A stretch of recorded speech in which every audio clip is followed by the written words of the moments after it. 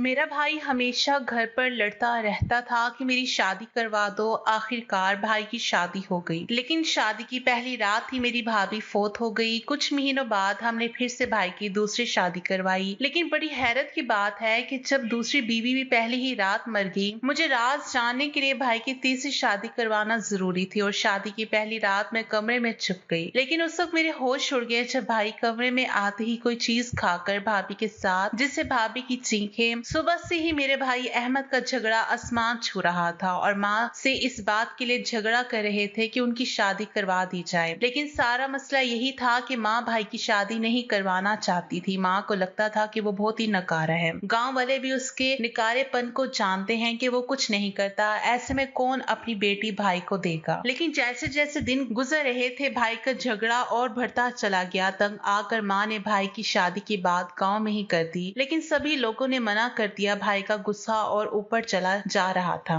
उन्हें लग रहा था कि माँ जानबूझकर उनकी शादी करवा नहीं रही है। एक दिन गांव की एक आंटी अपनी बेटी रिदा की शादी हमारे भाई अहमद से करने के लिए मान गई। वो आंटी गांव की एक इंतहाई गरीब थी और उनका कोई सहारा नहीं था। जब उन्हें मालूम हुआ कि माँ बिना जहेज के अपने बेटे की शादी करेगी, उन्होंने खुशी खुशी अपनी बेटी का रिश्ता हमारे भाई से तय कर दिया। रिदा कम उम्र और खूबसूरत लड़की थी। मैंने तो कभी ख्वाब में भी नहीं सोचा था कि मेरे भाई को इतनी प्यारी दुल्हन मिल जाएगी। कुछ दिन बाद वो दुल्हन बनकर हमारे घर पर चली आई थी। हर कोई अहमद भाई की किस्मत की तारीफ कर रहा था कि उन जैसे शख्स को इतनी खूबसूरत लड़की कैसे मिल गई। लेकिन किस्मत ने एक अलग ही खेल खेला और शादी की सुबह ही घर में कराह मच गया जब भाई ने बताया कि रिदा दुनिया से चल बसी है। ये सुनकर हम सब हैरान रह गए थे। रात को हम जीती जागती, हंसती मुस्कुराती दुल्हन को घर ले आए थे और वो अब इस दुनिया में नहीं है। ये कैसे हो सकता है? भाई तो खुद बलक बलक कर रो रहा था। गांव में जैसे ही ये खबर फैली तो सभी अहमद भाई को बुरा भला कहने लगे। किसी को भी यकीन नहीं आया कि एक जवान लड़की अपनी शादी की पहली ही रात मर गई। गांव वाले तो पहले ही भाई को अच्छा नहीं समझते थे। रिदा की मौत ने भाई को गांव वालों के सामने और भी बेकार कर दिया। घर में चारों तरफ मातम मचाया जा रहा था। रिदा की माँ को तो जैसे बिल्कुल होश ही नहीं था। रिदा दुल्हन के लहंगे में बहुत ही मासूम लग रही थी, लेकिन उसके जिस्म में जान बिल्कुल नहीं थी। किसी को समझ में नहीं आ रहा था कि उसके साथ क्या हुआ था। कमरे में तो सिर्फ रिदा और भाई ही थे। जो भी सच था वो सिर्फ भाई को ही मालूम था, लेकिन वो बिल्कुल चुप थे। मेरे बड़े भाई अली उठकर खड़े हुए और कहने लगे कि मैंने तो पहले ही कहा था कि इस नालायक लड़के की शादी ना करवाना, लेकिन आपको बेटे की मोहब्बत के आगे कुछ नहीं दिखाई दिया। अब आप ही देखिए किस तरह इसने खूबसूरत जवान लड़की को मौत के घाट उतार दिया। अली की बात सुनकर माँ कांप गई और उसके मुंह पर हाथ रख दिया। माँ रोते हुए कहने लगी, तो बड़ा भाई है, अगर तू ही भाई होकर अपने भाई के खिलाफ ऐसी बातें करेगा तो गांव वाले क्या सोचेंगे। हर कोई मेरे बेटे को इस मौत का जिम्मेदार समझ रहे हैं। कहीं ऐसा ना हो कि गांव वाले थाने रिपोर्ट करवा दे। सच क्या है यह तो सिर्फ अहमद भाई ही जानता है या फिर अल्लाह जानते हैं। मैं अपने जवान बेटे को सलाखों के पीछे नहीं देख सकती। माँ की बात सुनकर भाई चुप हो गए, लेकिन उनकी ये बात मेरे दिलो दिमाग में बैठ गई थी। वो कुछ गलत तो नहीं करे, कुछ तो ऐसा था जो किसी को भी मालूम नहीं था। अहमद भाई ने तो रीता की मौत के बाद खुद को कमरे में बंद कर लिया था। वो तो पहले ही कहने लगे कि मुझे तो कुछ नहीं मालूम कि रीता कैसे मुझे छोड़कर चली गई। अहमद भाई बहुत ही दुखी लग रहे थे। कुछ महीनों बाद वक्त ने उस गांव को भर दिया और भाई फिर से ठीक हो गए। उन्होंने दोबारा खेतों में जाकर काम करना शुरू कर दिया। अच्छी बात ये थी कि वो अब किसी भी गलत आदत में नहीं थे। गांव वालों ने भी रीता के किस्से को तकरीबन भूल ही चुके थे, क्योंकि यूं ही गांव में ऐसे किस्से होते रहते थे। इसलिए लोग पुरानी बातों को जल्द से जल्द भूल जाया करते थे और नई दिक्कतों का सामना करने लगते थे। लेकिन फिर कुछ ऐसा हुआ कि फिर से ये किस्सा लोगों के मुंह पर वापस आ गया और फिर कुछ ऐसा हुआ जिसे सुनकर आपके भी रोंगटे खड़े हो जाएंगे। मेरा नाम रुबाब है। हम लोग एक छोटे से गांव के रहने वाले हैं। मेरे दो भाई हैं और मैं उनकी इकलौती बहन हूँ। मेरा बड़ा भाई अली तो शुरू से ही अच्छा और नेक दिल इंसान था, लेकिन उससे छोटा भाई अहमद उससे बिल्कुल ही उलट था। छोटी सी उम्र में ही उसने गांव के स्कूल को छोड़कर खेतों को अपना मैदान बना लिया था।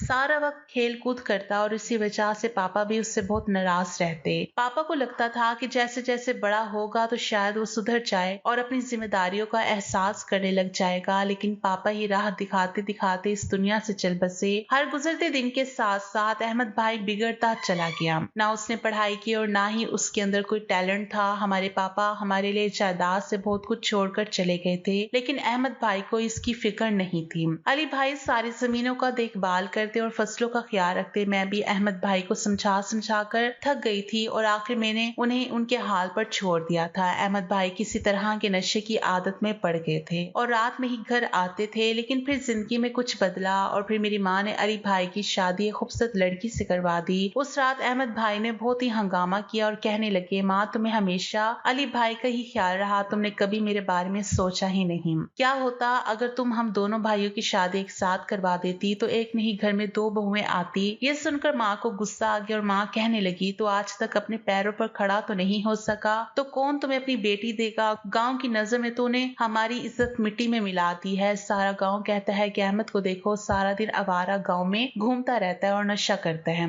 माँ गुस्से में बोलती चली गई और माँ की बातों ने भाई के गुस्से को और भी बढ़ा दिया। अहमद भाई ने सारा घर तहस नहस कर दिया। जो चीज उनके हाथ में आई तोड़ते चले गए। वो शुरू से ही ऐसे ही दिमाग थे, इसलिए माँ अपने कमरे में चली गई और मैं भी अपने कमरे में चली गई। लेकिन आधी रात को एक अजीब बात हुई। जब मैं पानी पीने के लिए कमरे से बाहर निकली तो ये देखकर हैरान रह गई। अहमद भाई अली भाई के कमरे के बाहर खड़े थे और उनके कमरे में झांकने की कोशिश कर रहे थे। ये देखकर मुझे बहुत दुख हुआ। मैं ये जानती थी कि ऐसा करना कितना घटिया काम है और इस बारे में अली भाई को अगर पता चल जाए तो हमारे घर में बहुत बड़ा हंगामा और झगड़ा हो सकता था। मैंने भाई का हाथ पकड़कर खींचा और खींचते हुए अपने कमरे में लाई। अहमद भाई गुस्से में कहने लगे, तुम लोग तो मेरी शादी करवाओगे नहीं, अब मैं अपने जज्बात का क्या करूं। मेरा भी दिल चाहता है कि मेरी भी कोई जीवन साथी और वो दुल्हन बनकर इस घर में आए, लेकिन माँ को मेरी परवाह ही नहीं है। मैंने भाई को प्यार से समझाने की कोशिश की। कोई भी बाप अपनी बेटी को ऐसे ही किसी के हाथ नहीं भेज देता। आप जब तक काबिल नहीं बन जाते आपकी शादी कैसे होगी। ना गांव वाले आपको अच्छा समझते हैं और ना ही माँ किसी के घर आपके लिए रिश्ता मांगने जा सकती है। मेरी बात सुनकर भाई ने कुछ देर तक मुझे घूर कर देखा और कहने लगा, अगर मैं अच्छा बन जाऊं तो क्या मेरी शादी हो जाएगी। उस वक्त मेरा भाई मासूम बच्चे की तरह लगा जो अपनी जीत पूरी करवाने के लिए किसी भी हद तक जाने के लिए तैयार था।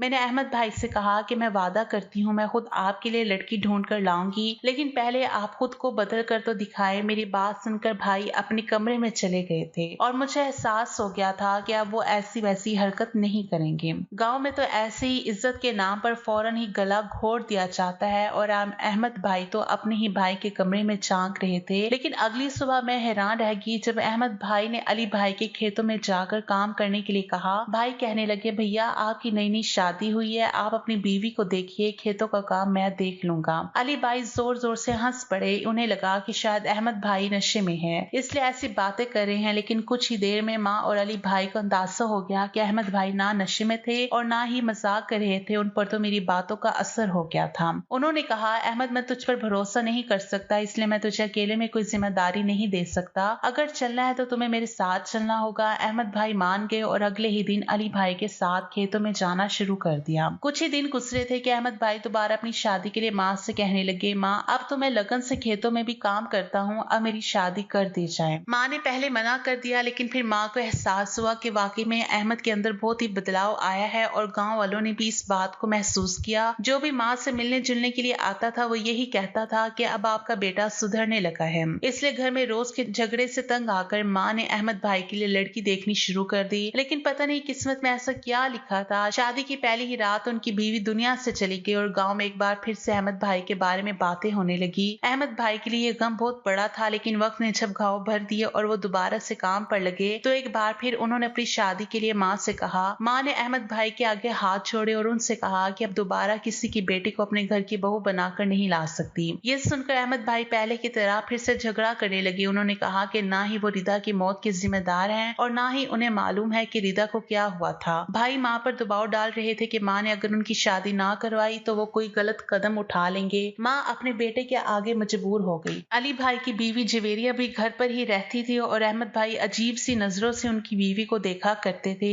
भाई को लगने लगा था कि अगर अहमद का दोबारा से घर ना बसाया गया तो वो कोई गलत कदम ना उठा ले। वो जवान लड़का था, उनके अंदर जज्बात भरे पड़े थे और माँ को डर था कि कहीं वो अपने जज्बात को किसी गलत तरीके से इस्तेमाल ना करे। इसलिए माँ ने गाँव वालों के सामने एक बार फिर से अहमद भाई की शादी की बात कर दी। रिदा का जिक्र एक बार फिर से गाँव वालों के मुंह पर आ गया था। सभी कहने लगे कि पहले ही भाई अपनी बीवी को मार चुका है, अब उसे दोबारा से बीवी चाहिए। अपने बेटे को देखते हुए माँ ने गांव वालों की मिन्नतें की और कहा कि अहमद अब बहुत बदल गया है, अब वो पहले की तरह नहीं रहा और ना ही नशा करता है। और फिर माँ की ये मिन्नतें रंग लाई और फिर गांव के बड़े जमींदार ने अपनी बेटी शासिया का रिश्ता ये सोचकर भाई से कर दिया कि अहमद भाई के पास दौलत की कमी नहीं है, घर में पैसे जमीन सब कुछ मौजूद है, उनकी बेटी ऐश आराम की जिंदगी गुजारेगी। लेकिन उन्हें क्या मालूम था कि उनकी बेटी को यह सब एक दिन भी नसीब नहीं होगा। माँ ने शासिया को घर लाने से पहले बहुत सारे इंतजाम करवाए, गरीबों को खाना भी खिलाया और बुरी नजर भी उतारी। जो कुछ अपने बेटे की खातिर कर सकते थे और सब कुछ कर दिया और शासिया को अपने घर की दुल्हन बना लाई। जिससे पहले अहमद भाई अपने कमरे में जाने से पहले माँ ने उन्हें पास बुलाया और प्यार से समझाया कि वो तुम्हारी बीवी है, उसके साथ अच्छे से पेश आना और कोई ऐसी वैसी हरकत ना करना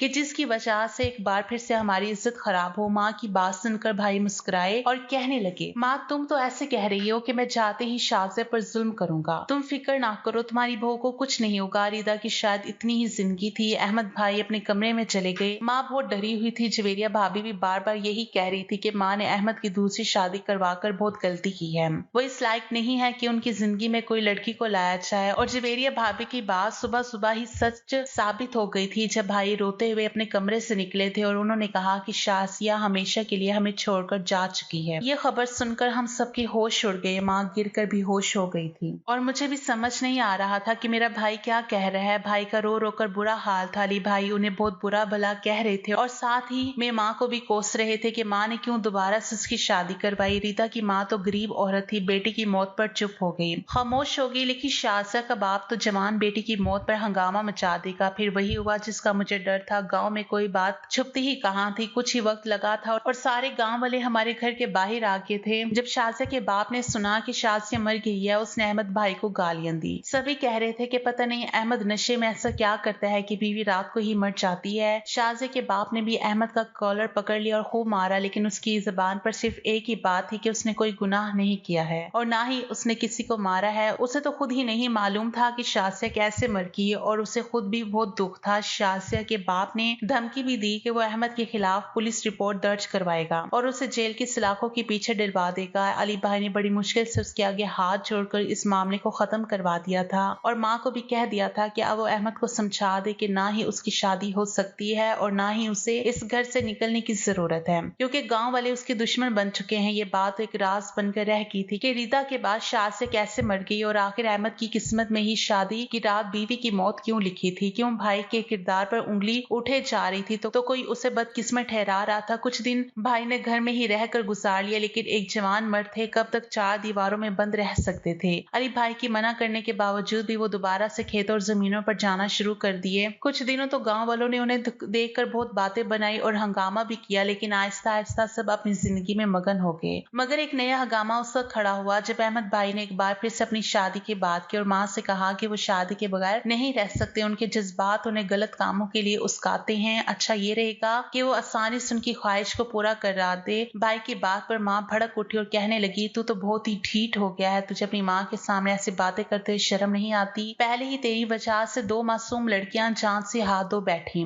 अब मैं किसी तीसरी लड़की को सतम का निशाना नहीं बनने दूंगी। माँ की बात सुनकर भाई कहने लगे, आप कैसी बातें कर रही हैं, मैंने किसी लड़की के साथ कुछ गलत नहीं किया। तुम माँ होकर मुझ पर भरोसा नहीं करोगी तो दुनिया वाले कैसे करेंगे। अगर तुमने खुद से मेरी शादी ना करवाई तो मैं कोई ना कोई गलत कदम उठा लूंगा। भाई हमेशा से ही यही धमकी देते थे और उन्हें मालूम था कि माँ इस धमकी के आगे हार जाती थी। माँ कहने लगी, अगर मैं तेरा रिश्ता करवाना भी चाहो तो तू ही बता, अब कौन तुझे अपनी बेटी देगा। वो कहने लगे, माँ तू दूसरे गांव से किसी रिश्तेदार के घर से बेटी लेकर आ जाओ। भाई की बात सुनकर माँ सोच में पड़ गई और कहने लगी, ठीक है, मैं आखिरी बार तेरी शादी करवा देती हूँ, लेकिन अगर इस बार कोई ऊंच नीच हुई तो शादी की बात को पूरी तरह भूल जाना। अली भाई के कानों में जब ये बात पड़ी तो उन्होंने माँ के आगे हाथ जोड़ दिए और कहने लगे, पहले ही शादी के बाद के चुंगल से तुमको बहुत मुश्किल से बचाया है। गांव में तो हम बदनाम हो ही चुके हैं, अब खानदान वालों में बदनामी ना करवाएं। माँ अली से कहने लगी, तू भी जानता है कि अहमद पहले से बहुत सुधर गया है, ऐसा ना हो कि अगर मैं उसकी शादी ना करवाऊं तो वह पहले की तरह नशे की लत में पड़ जाए और दोबारा से आवारागर्दी करने लगे। भाई के मना करने के बावजूद भी माँ ने दूसरे गाँव में अपने किसी रिश्तेदार के यहाँ निम्रा का रिश्ता अहमद भाई से तय करवा दिया। निम्रा की उम्र थोड़ी ज्यादा हो गई थी और वो गाँव की दूसरी लड़कियों की तरह खूबसूरत भी नहीं थी, इसलिए उसकी शादी अभी तक नहीं हुई थी। और जब माँ ने अहमद भाई के लिए निम्रा का हाथ मांगा तो निम्रा के माँ बाप ने खुशी खुशी रिश्ते के लिए हाँ कर दी और हम निम्रा को भाई की तीसरी बीवी बनाकर सादगी से अपने घर ले आए। माँ ने भाई की शादी की खबर गाँव वालों को नहीं पता लगने दी थी। माँ को डर था कि कहीं एक बार फिर उनके बेटे की खुशियों को किसी की नजर ना लग जाए। माँ ने कोई खुशी का प्रोग्राम भी नहीं किया था, इसलिए भाभी ने हमेशा की तरह खुद ही घर पे ही मेवे के लड्डू बना दिए। मुंह मीठा करवाने के लिए गांव में मेवे के लड्डू खाए जाते थे। हम सब ने भी निम्रा के आने की खुशी में लड्डू खाए। मैंने निम्रा को कमरे में बिठा दी और खुद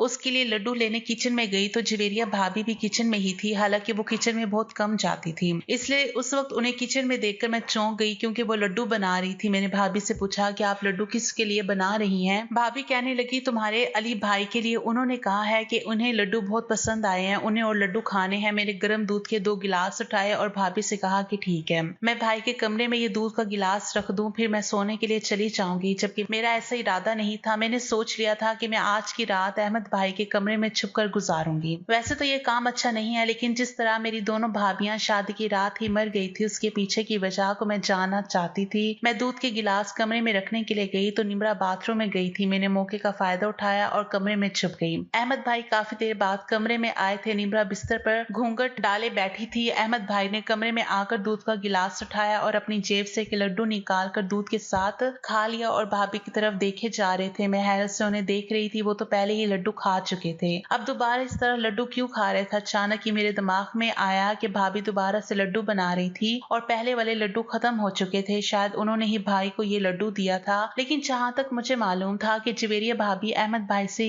ना ही बात करती और ना ही उन्हें पसंद करती थी, फिर उन्होंने ये लड्डू दोबारा से अहमद भाई को क्यों दिया था? कुछ तो ऐसा था जो ठीक नहीं था और मेरे दिमाग में खतरे की घंटी बज रही थी। लड्डू खाने के बाद भाई भाभी के करीब गए और अपनी जेब से एक लड्डू निकाल कर जैसे ही उन्होंने निम्रा की तरफ बढ़ाया तो मुझे कुछ गलत होने का एहसास हुआ। मैं फौरन अलमारी से निकली और मैंने भाई का हाथ पकड़ लिया। मुझे भाई ने अपने कमरे में छुपा हुआ देखकर गुस्सा किया और बुरा भला कहने लगे। मैंने भाई को चुप करवाया और उन्हें बताया कि मैं कमरे में क्यों और किस मकसद के लिए छुपी थी और मुझे लगता है कि ये लड्डू ठीक नहीं है। भाई कहने लगे कि ये लड्डू मुझे अली भाई ने दिए हैं, मुझे तुम्हें ये बात बतानी तो नहीं चाहिए, लेकिन भाई ने कहा है कि ये लड्डू खाने के बाद ताकत आती है और शादी की रात ही इस तरह की चीज खानी अच्छी बात होती है। अहमद भाई की बात सुनकर मैं सोच में पड़ गई और अली भाई जो अहमद भाई की शादी के खिलाफ थे, शादी की रात खाने के लिए लड्डू क्यों देना चाहते थे और वो भी अपनी कामचोर बीवी से बनवा कर। जवेरिया भाभी को तो किचन में जाने से ही जान निकलती थी। मैंने अहमद भाई से कहा कि आज की रात भाभी ये लड्डू नहीं खाएंगी। मैंने अहमद भाई से बात कर ली थी कि अचानक से ही उन्हें नींद आने लगी और वो बेहोश हो गए। ये देखकर मैं और निम्रा भाभी दोनों ही हैरत में पड़ गई। मैं खामोशी से अपनी माँ को बुला कर लाई। मैंने उन्हें सारी बात बता दी। माँ कहने लगी जाकर अली को बुला कर लाओ। मैं उन्हें बुलाने के लिए उनके कमरे के पास पहुंची तो अंदर से आती हुई आवाजों ने मुझे हिला कर रख दिया।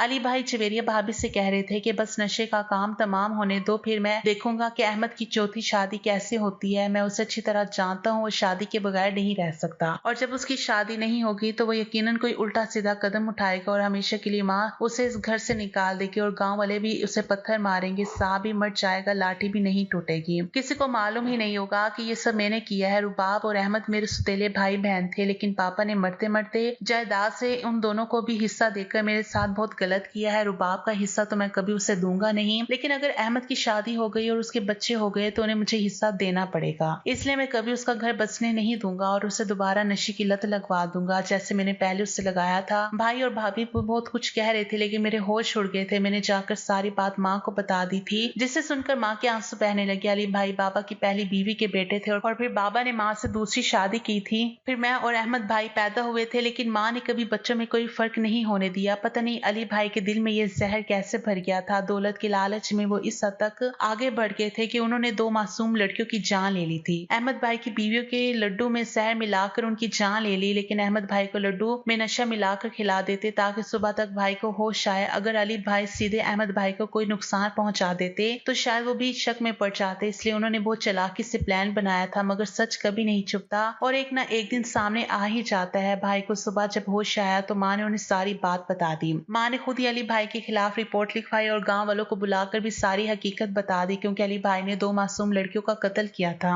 जो कि एक बहुत बड़ा जुर्म था। कभी कभी दौलत की भूख इंसान से वो सब कुछ करवा देती है जो इंसानियत के खिलाफ होते हैं। आप लोग कमेंट में बताइए जो कुछ अली भाई ने किया क्या वो ठीक था? क्योंकि कोई लालच में इस कदर कैसे कर सकता है? क्या आपने भी कुछ ऐसे लोग देखे हैं? कमेंट में अपनी राय जरूर दें।